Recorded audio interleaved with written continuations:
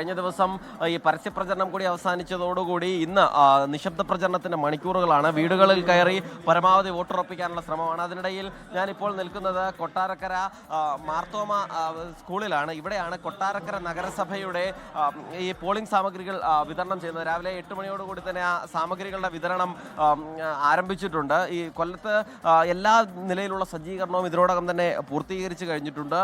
ആകെ 22,54,848 വോട്ടർമാരാണ് നാളെ പോളിംഗ് ബൂത്തിലേക്ക് ഈ വോട്ട് ചെയ്യാനായി പോകുന്നത്. 68 പഞ്ചായത്തും 11 ബ്ലോക്ക് പഞ്ചായത്തും 4 നഗരസഭയും 1 കോർപ്പറേഷനും 1 ജില്ലാ പഞ്ചായത്തുമാണ് നാളെ കൊല്ലത്ത് മാത്രം വിധി എഴുതാൻ നിൽക്കുന്നത്. അതിൽ തന്നെ ആകെ 1698 സീറ്റുകളാണ് നിലവിൽ കൊല്ലത്ത് വാർഡുകൾ ആകെ എണ്ണം ഉള്ളത്.